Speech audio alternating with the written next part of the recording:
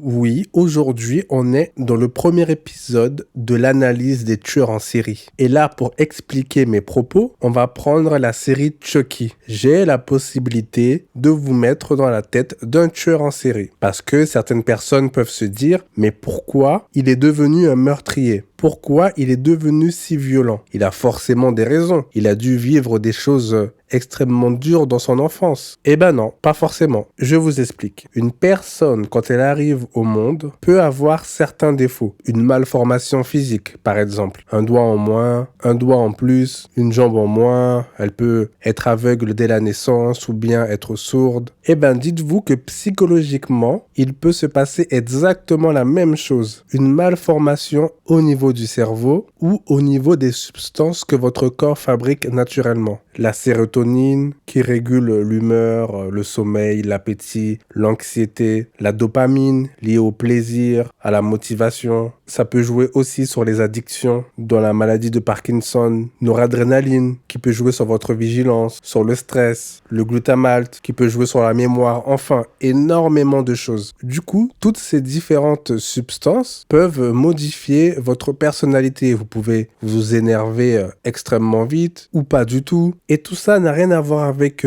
l'éducation. Là, c'est le fonctionnement de votre corps. On peut vous dire tout et n'importe quoi. Si vous avez un problème d'hormones, vous allez forcément agir différemment, sans même vous en rendre compte. Tu as des personnes qui arrivent et qui n'ont pas d'empathie ou qui ont un attrait assez spécial avec la mort. C'est comme un lion. Quand il élimine sa proie, il n'a pas de regret. Pour lui, c'est plaisant. Des fois, il va même jouer avec sa proie. Ensuite, la manger et des fois, même pas. C'est juste pour le plaisir. Eh ben, tu as des êtres humains, c'est la même chose. Ils ont cette folie en eux. Il n'y a pas de raison. Il n'a pas été maltraité. Il avait juste cette envie de tuer en lui. Ses parents étaient plutôt bienveillants, anniversaire, amour, tout ça, quoi. Et il a fallu qu'un tueur en série attaque son père et lui, il a trouvé l'opportunité d'éliminer sa mère en même temps. Il s'est dit, je vais l'aider parce que cet être-là, il est comme moi. Il ne l'a pas forcé. Il a juste eu l'opportunité de le faire. Et Chucky, c'est ça. C'est un détraqué total. Il élimine pour le plaisir. Et dans la série, on voit un petit peu son origine et c'est plutôt pas mal. Maintenant, on sait que tout ce qu'il fait, c'est gratuit. Alors, je tiens à dire que cette série n'est absolument pas pour les enfants et même pour un adolescent, c'est un peu limite. Je pense que 17 ans, allez, ça va, tu peux digérer les informations. Et en plus, dans cette série, il y a certaines choses que je n'aime pas et qu'ils essayent de nous montrer dans pratiquement toutes les séries. Je vais pas m'étaler dessus, mais ça commence à me saouler un peu parce que on en voit trop à mon goût. C'est bon, la propagande, on l'a vu, c'est ancré dans les mœurs,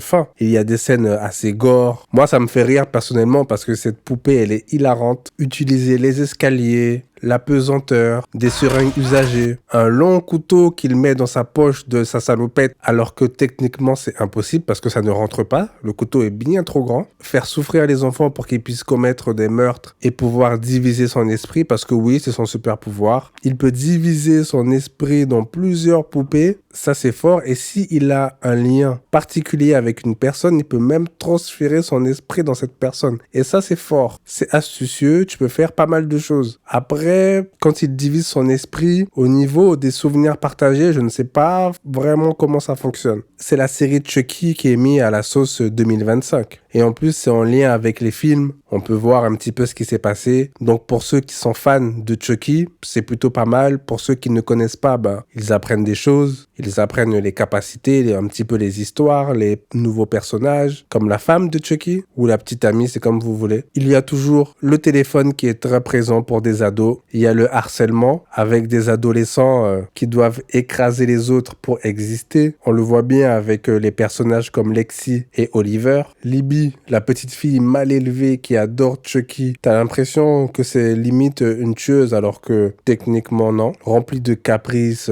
La technique Montessori quoi. Et on voit que c'est n'importe quoi. Elle ouvre la porte à tout le monde. Elle ne protège même pas sa sœur. Rien à faire si elle se fait trucider par une poupée. Une poupée qui est vraiment redoutable. Moi, je l'adore, personnellement. Avant, quand j'étais plus jeune, j'avais un peu peur de cette poupée, comme tout le monde. Je l'ai vue quand j'étais jeune, en tout cas, très jeune. Si vous voulez déconnecter un petit peu votre cerveau, passer un bon moment, je vous le conseille. Il y a la saison 2, je n'ai pas encore regardé. Si vous voulez que je donne mon avis par rapport à la saison 2, petit commentaire. Je sais que c'est pas une vidéo qui va faire des vues, mais je l'ai fait parce que je voulais la faire, tout simplement. Ciao.